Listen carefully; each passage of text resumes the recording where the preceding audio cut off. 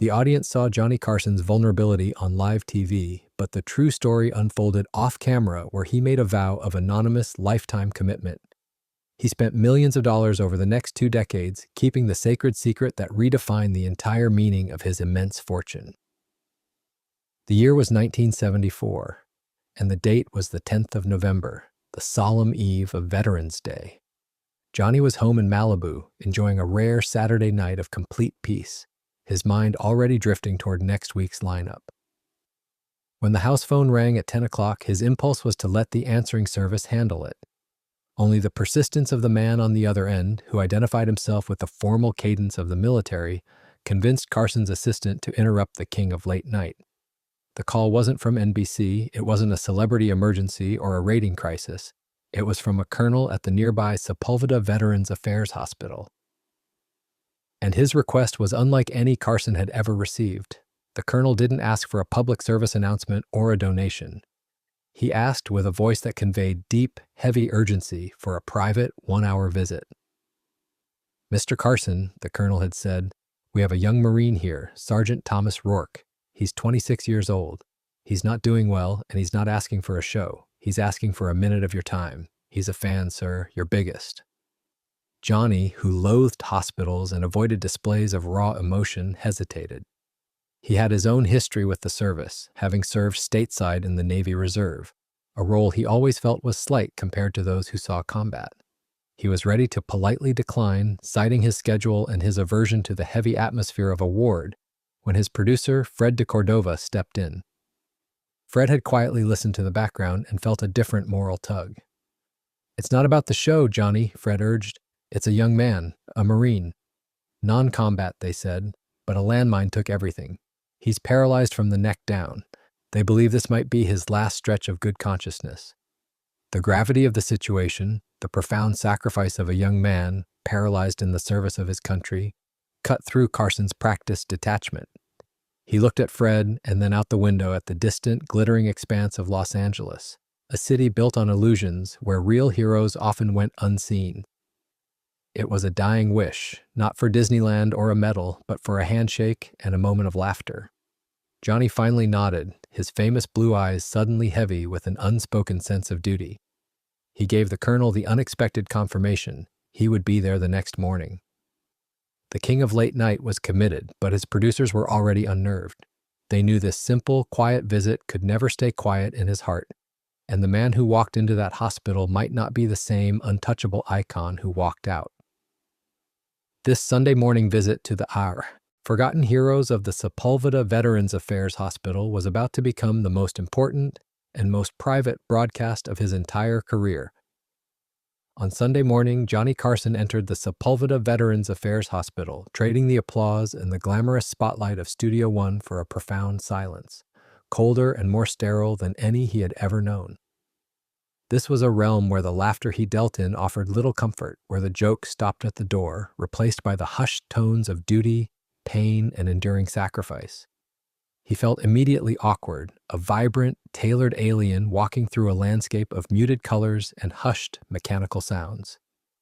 The aroma of disinfectant was thick in the air, a chemical contrast to the expensive cologne Carson usually wore. Every 2 beats, the silence would be interrupted by the rhythmic ping of a heart monitor or the whir of a respirator, sounds that felt louder and more ominous than the loudest applause break. Carson walked with his hands clasped behind his back, an unnatural tension in his shoulders that his executive producer, Fred de Cordova, instantly recognized. Johnny was famously uncomfortable around sickness and suffering. His entire career was built on transcending life's harsh realities. They were met by the colonel, a man whose face was etched with the weariness of seeing too many brave young men return broken. The colonel spoke in low, respectful tones, emphasizing that this visit was strictly off the record, a genuine humanitarian gesture for Sergeant Thomas Rourke, a hero in room 312. As they moved through the long, linoleum-floored corridors, past heavy steel doors and curtained-off beds, Carson found his practiced celebrity armor slowly beginning to crack. He saw other men, many younger than 26, who were missing limbs or whose faces bore the scars of distant combat. They recognized him instantly. They didn't whoop, they didn't clap, and they didn't ask for autographs. They simply met his gaze and offered slow, respectful nods, a solemn respect that made Carson feel profoundly small. Here, among the truly wounded, his fame was meaningless. He was simply another visitor, another civilian who couldn't fully grasp the price paid for his peaceful Sunday morning. This silent, shared humility was a powerful thing. Carson's mood shifted from professional annoyance to a quiet, consuming sense of duty. He stopped adjusting his tie and started looking into the men's eyes. He nodded back to them, his famous smile replaced by a look of profound, genuine respect. This wasn't the audience he was used to. This was the raw, heavy reality that his quick wit was designed to help America forget for an hour every night. But here, forgetting was not an option. The colonel paused them outside room 312. He placed a hand on Carson's arm and said, "Sergeant Rourke is a man of few words, Mr. Carson. He's fully alert, but his speech is compromised. He doesn't need jokes. He just needs to know someone saw him." Carson took a deep breath, the noise in his chest heavier than usual. He was about to meet the soldier whose sacrifice demanded a moment of complete, unscripted truth. The king of late night was stripped bare, ready to face the quiet judgment of a genuine hero. Please hit the subscribe button now. This moment of quiet, genuine respect is about to change Johnny Carson forever. Don't miss the secret he risks his career to keep. He walked into room 312, and instantly, the king of late night stopped being a legend. He became just a man meeting a soldier whose life was defined by selfless service. Sergeant Tom Rourke was 26 years old, lying utterly still in a specialized hospital bed that felt too large and too final for a man so young. His intense, clear eyes, the only things that moved freely, were fixed on Carson. Rourke's head was shaved, the contrast making his gaze seem piercing and older than his years, a silent testament to the suffering he had endured. Though the room was neat, the atmosphere was dominated by the sophisticated equipment keeping the young Marine stable and the small American flag, neatly folded and draped across the immobility of his legs. Carson approached slowly, his hands suddenly feeling heavy and useless. He instinctively knelt beside the bed, attempting to bring himself eye level with the soldier, a gesture of humility that his television persona would never allow. "Sergeant Rourke," Carson said softly, his voice rough and unused to such intimacy. "It's an honor to be here, a genuine honor." Rourke didn't attempt to smile. His vocal cords were severely affected, making speech laborious, his voice a strained, low whisper. He took a long, monitored breath. "Mr. Carson," he finally managed, the words drawn out and clear. "I didn't ask for a joke." The directness of the statement hit Carson like a blow. He nodded, instantly understanding the seriousness of the encounter. This was not a fan seeking entertainment. The initial exchange remained awkward, silent tension filling the small room until Rourke spoke again, asking a completely unexpected and deeply personal question. "Did you ever regret your time in the Navy?" The question was a direct challenge to Carson's own carefully curated image. He looked down, momentarily defeated by the soldier's honesty. "Sergeant, my service was stateside, mostly as a communications officer. I was never deployed to a combat zone. I was lucky. Compared to you, I always felt I didn't earn the uniform." Carson's voice was barely a whisper now, admitting a quiet guilt he had carried for decades. Rourke's eyes, the only part of him that showed full emotion, softened slightly. He strained to speak again, recounting his personal connection to the show. "I watched you every night after the first surgeries. Your monologue, it was the countdown. I knew when the joke started. I had about 10 minutes until the nurses could administer the next measure of pain relief." The sheer truth of this revelation, that Carson's television laughter had been a beacon, a desperate timer for a young man enduring agony, crushed the last of Carson's celebrity detachment. He saw not a fan, but a fellow human being who had used his comedy to survive. The king of late night suddenly felt small, and in that smallness, the stage was set for the greatest, most profound confession of Sergeant Rourke's life. For two men who had lived such profoundly different lives, one built on laughter and fame, the other defined by quiet heroism and unimaginable pain, they now shared one profound, quiet secret. They were both haunted by the heavy feeling of what they hadn't done. Carson was haunted by his non-combat service, but Sergeant Rourke carried a guilt far heavier, a silent, invisible weight that was crushing him even as his body failed. The young Marine took another slow, mechanical breath, his eyes locking onto Carson's, ready to reveal the true reason he had requested this impossible meeting.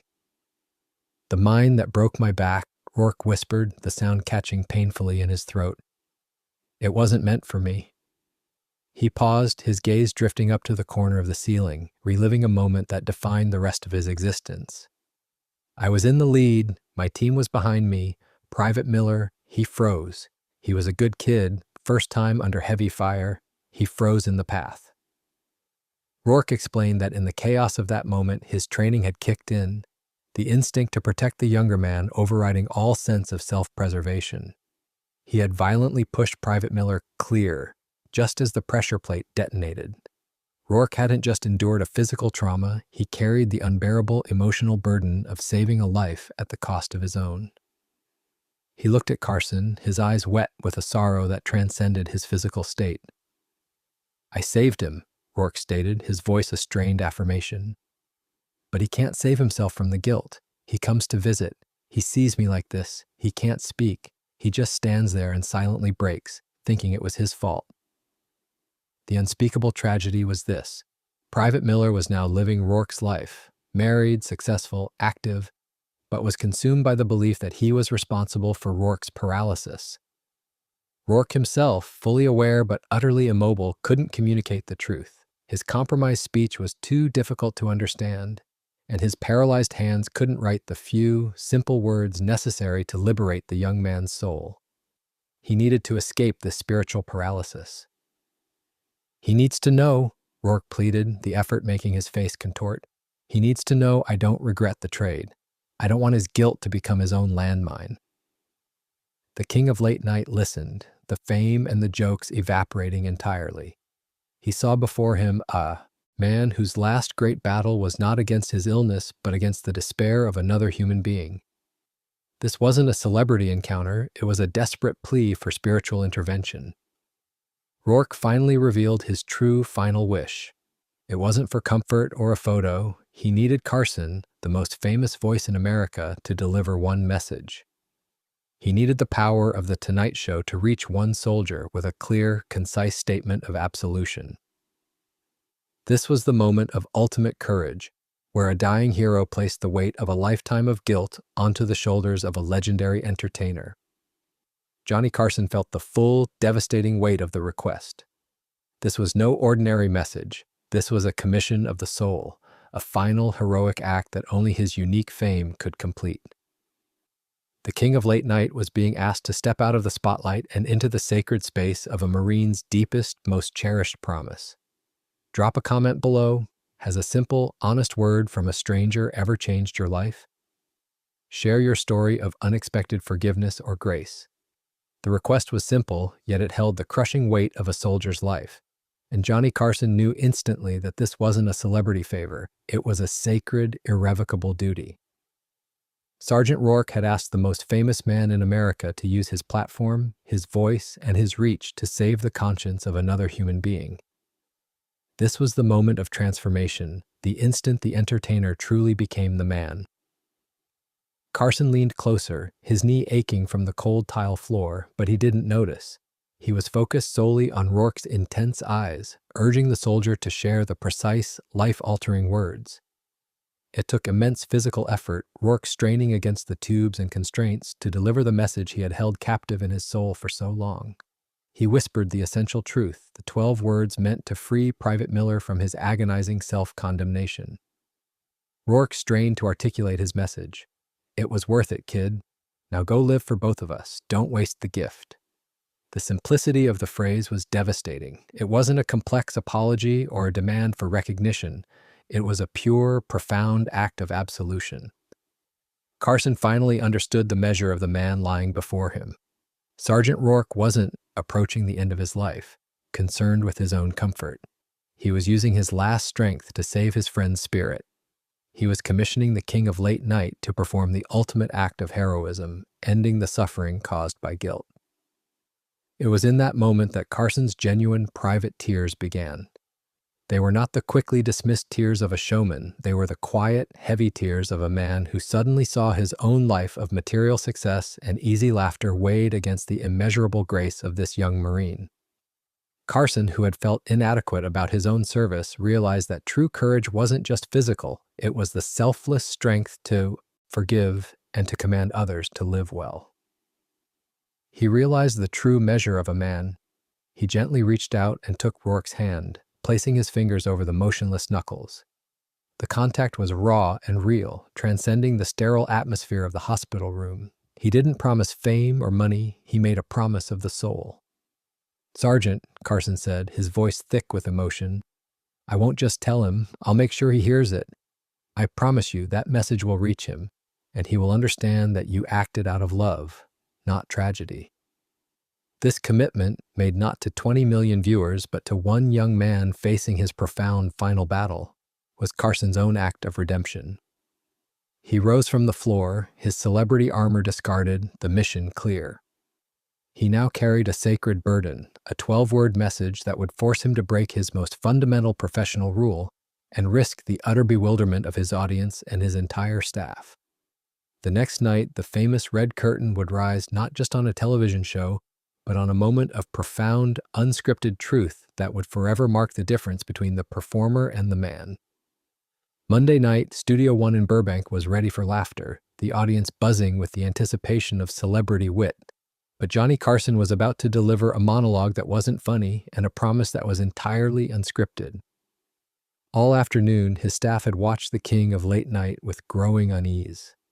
Carson, usually meticulous and jovial during run-throughs, was quiet, distant, focused only on the clock. The famous charisma seemed dimmed, replaced by a quiet, consuming seriousness. The producers were already stunned when Carson, just minutes before airtime, dictated a precise, unscheduled segment to be inserted immediately after the first commercial break. He handed the paper to Fred de Cordova, who read the notes and paled. "Johnny, this is unprecedented. You can't just talk to the camera like this. There's no cue card, no punchline. It breaks the entire format." Carson simply looked at his trusted producer, his blue eyes holding the distant sorrow of the VA hospital. "I made a promise, Fred. It goes on." The risk of ruining his career was irrelevant. The show began as usual. The audience roared. Ed McMahon delivered his signature laugh, and the jokes landed with thunderous perfection. But as the lights faded for the first commercial, Carson didn't leave the stage. He remained seated at his desk, waving away the makeup artists and production staff with a curt hand signal. The moment the red tally light came back on, signaling that 20 million Americans were watching, the entire mood of the broadcast shifted. Carson looked directly into the camera, bypassing his usual smooth patter. He began by saying simply that he had spent the weekend not in Malibu, but in a place where true heroism was measured not in applause, but in quiet endurance. He described the sterile halls, the quiet, suffering, and the profound, humbling respect of the men he had met. He described a young sergeant, a non-combat Marine, who was immobilized but fully alert, a true hero who had performed an act of profound selflessness. Carson recounted the landmine incident, describing the moment the sergeant had thrown himself toward the danger to save a younger comrade, Private Miller, detailing the sacrifice but never naming the sergeant. His voice, usually light and quick, was low, rich with genuine emotion that America had almost never witnessed. He spoke about the immense, silent guilt the rescued soldier was now carrying, believing he had ruined his friend's life. The entire audience was silent, captivated. This was raw, unscripted humanity, a violation of the fourth wall and the core rule of The Tonight Show. Ed McMahon, sitting at his desk, was teary-eyed, completely lost in the breach of professionalism and captivated by the decency of his friend. The cameras, usually darting and professional, held steady on Carson's face, transmitting the heavy silence into living rooms across the nation. The audience, accustomed to laughter, was now hanging on every word of this solemn narrative. Carson paused, letting the silence settle, allowing the story of sacrifice to fully sink in. He looked into the camera, his gaze piercing, and announced with absolute finality that he had a message to deliver, a 12-word message that only one man in America, a guilt-ridden former private, would truly understand. "Share this video right now. Don't let Johnny Carson's incredible moment of courage be forgotten. Send this to someone who needs to be reminded of the meaning of true service. He held the camera in a vice of silence, and then, for the only time in his entire career, Johnny Carson broadcast a private, intimate message intended for an audience of one, delivering the 12 words that had held a Marine soul captive for years.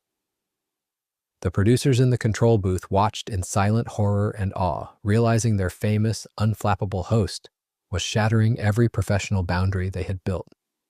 Carson leaned slightly forward, his voice dropping to a powerful, resonant level. The words weighted with the selfless sacrifice he had witnessed. He didn't introduce the message with a preamble. He just delivered the sergeant's precise, life-altering command.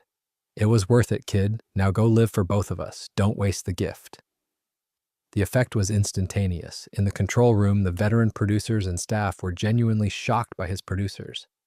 They stared at the monitors, completely bewildered by the profound, non-sequitur sincerity of the host. They were seeing a man, not an icon, a man who had completely abandoned his professional armor to honor a deeply personal commitment. This was the public breaking of the fourth wall, and the moment The Tonight Show became something far more important than entertainment. The audience, which had been silent in rapt attention, now erupted. The applause was not for a comedic triumph, but for the profound decency of the host. It was a roar of genuine respect for the man who was willing to risk his reputation to speak a necessary, painful truth. Carson, ignoring the noise, offered a simple, reverent closing to the camera. "Sergeant Rourke, promise delivered. Back to Ed." The segment immediately shifted back to Ed McMahon, who wiped a tear from his eye, momentarily unable to speak, before smoothly and quietly transitioning to the next commercial break. But the true impact of those 12 words was felt miles away, in a quiet suburban home, where Private Miller, the recipient, sat alone watching the show. Miller, who still carried the crushing burden of guilt, recognized the message instantly. No one else could have known that phrase. Only he understood the unspoken context of the landmine, the sacrifice, and the ensuing quiet despair. He had spent years believing Rourke's paralysis was his fault, that he had stolen the life Rourke should have lived. But hearing Carson, the voice of American comfort and stability, deliver that precise command, "Don't waste the gift," was a catastrophic release. Miller didn't just hear the words, he received the absolution he desperately needed. The tears he cried were not those of tragedy, but of intense, cathartic relief. The guilt that had been his emotional landmine finally detonated, leaving behind not destruction, but a sudden, overwhelming sense of freedom. Sergeant Rourke's final act of service had been delivered by the king of late night, saving the life and the soul of the man he had protected. The camera may have cut to a commercial, but the story was far from over. Backstage, the phone in the control room was already ringing, and the colonel from the VA hospital was on the line, ready to share the astonishing reaction of Sergeant Rourke himself. The studio lights faded to black, the applause died down to a stunned murmur, and the phone in the control room rang just once, a sharp, insistent sound cutting through the chaos of the commercial break. It was the colonel from the VA hospital, his voice tight with an emotion that was a mixture of professional shock and personal awe, calling to reach the man who had just risked his career for a promise. Johnny Carson walked backstage, ignoring the frantic whispers of the producers who demanded an explanation, heading straight for the phone. "Mr. Carson, you broke every rule we had," the colonel stated, but the accusation was laced with deep respect. "But you need to know this. Sergeant Rourke was watching." The colonel explained that they had wheeled Rourke's bed into the common area so he could see the broadcast. When Carson delivered those 12 words, the sergeant's intense eyes, usually so burdened, suddenly cleared. "He was smiling, sir," the colonel said, his voice cracking. "A genuine, full smile. The first one we've seen since the injury. The message reached him. You broke through the emotional paralysis his body had imposed." The tears that had threatened to fall during the broadcast now finally came for Carson, not tears of performance, but of overwhelming gratitude. He had feared failure, feared the audience's confusion, but the only outcome that mattered, Rourke's absolution, was achieved. Carson, however, knew the promise couldn't end there. Rourke was free of guilt, but still imprisoned by his immobility and inability to communicate easily with the outside world. "Colonel," Carson said, his voice firming with a new resolution, "I need to do more. The sergeant needs to be able to talk to his family, to talk to Private Miller whenever he wants. What's the best technology? Voice synthesis? Eye tracking systems?" The colonel hesitantly mentioned the experimental equipment, explaining it was state-of-the-art and prohibitively expensive. "It's not in the budget, Mr. Carson," he admitted. "It is now," Carson replied simply, pulling his producer's pen and notepad toward him. He insisted on a private arrangement. He would personally fund the highest level of care and communication technology for Sergeant Rourke, bypassing all bureaucratic obstacles. This wasn't a one-time donation, it was a sustained, silent commitment. Then came the deeper, secret promise, the one that defined the true measure of the man behind the smile. Carson dictated his personal financial advisor's number to the colonel. "I am personally taking on the responsibility for Sergeant Rourke's care. Best specialists, best home care options, whatever he needs, for however long he needs it. This stays between us, the colonel and my attorney. He does not know where the money comes from. This is a debt of honor, Colonel. I promise you this. I will personally oversee his well-being for the rest of his life." The man who had just entertained the nation was now orchestrating a profound, secret act of charity, forever changing the life of a veteran he had met for less than an hour. The king of late night had finally found a purpose for his enormous wealth and influence that was far greater than any ratings triumph. The public saw a moment of beautiful, spontaneous vulnerability on television, but the true story of that night unfolded over the next 2 decades in absolute, profound silence. Johnny Carson had fulfilled his public promise to Sergeant Rourke, but the quiet, anonymous pledge he made backstage became the lasting, secret legacy of his entire emotional life. Sergeant Rourke, sustained by the quality of the specialists and the state-of-the-art care that Carson financed in full, lived for another 15 years. Carson's funding ensured Rourke had access to sophisticated voice synthesis and eye-tracking technology, finally liberating him from his communicative paralysis. He was able to speak to his family daily, tell his nieces and nephews stories, and most importantly, reunite with Private Miller. The guilt that had shadowed Miller for years was finally banished, replaced by a grateful devotion to his friend. Rourke's continued life, funded by his hero, was the living, breathing proof that the sacrifice was indeed worth it. Carson insisted on total anonymity. The payments came through an anonymous trust, funneled with such precise discretion that Rourke himself never knew his benefactor was the king of late night. Carson received monthly, highly confidential reports, not on the financial transactions, but on Rourke's well-being, his spirits, and his ability to communicate. These reports, delivered in a manila envelope, became more important to Carson than any ratings bulletin. The true meaning of the promise, Carson realized, was that his job wasn't just to entertain the world, but to use the immense power of his influence to quietly alleviate the suffering of the people he encountered. The laughter and the fame were the vehicle, but the purpose was goodness. This sustained commitment created a profound, quiet shift in Carson. He never publicly spoke about the unscheduled broadcast, deftly deflecting questions with humor, but those closest to him saw the change. He was still the witty, controlled genius of late night, but his humor had a warmer, more reflective quality. Ed McMahon would later say that after the VA visit, Johnny stopped simply performing his life and started deeply living it. The ultimate revelation of this secret vow came years after Carson was gone from this life. His executors found a small, private file locked in his personal desk. It was marked only with the initials TR. Inside, among the financial records confirming 15 years of anonymous payments, was Sergeant Rourke's final letter of thanks, written via the communication device just weeks before Rourke passed peacefully. The TR, the file, became the ultimate physical evidence.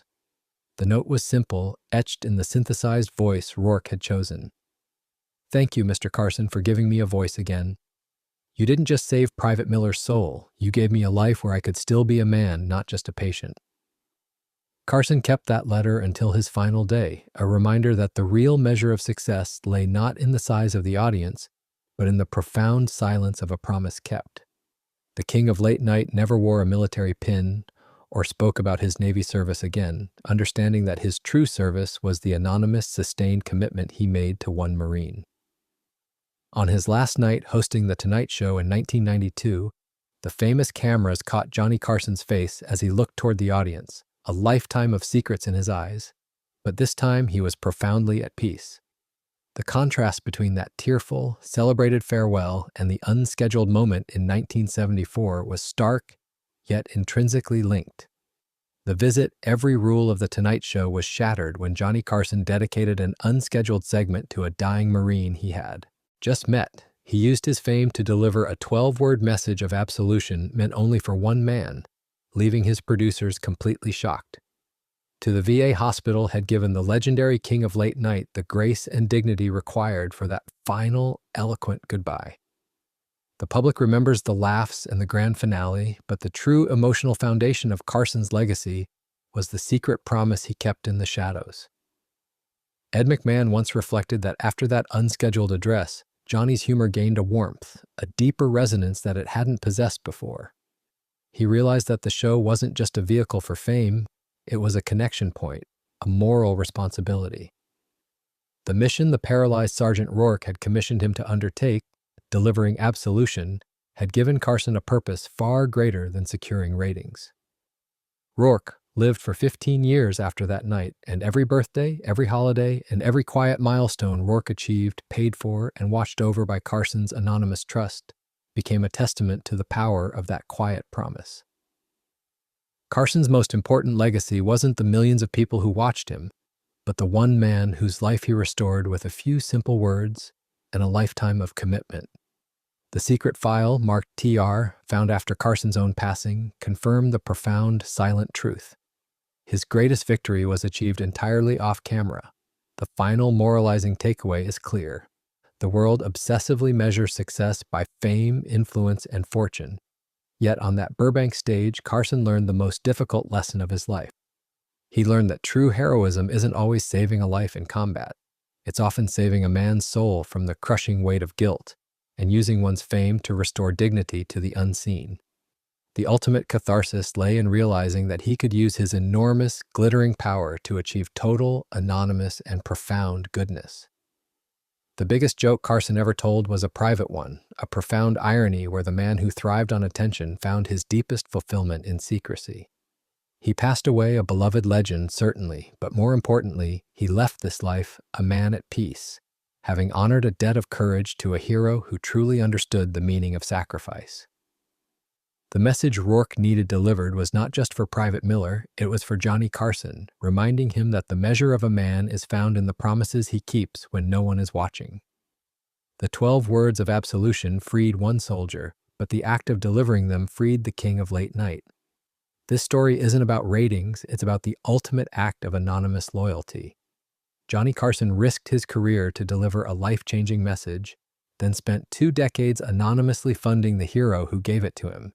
If you were moved by the King of Late Night's secret promise to Sergeant Rourke, hit that like button and subscribe right now to unlock more untold stories about the moments that truly defined Hollywood's greatest legends.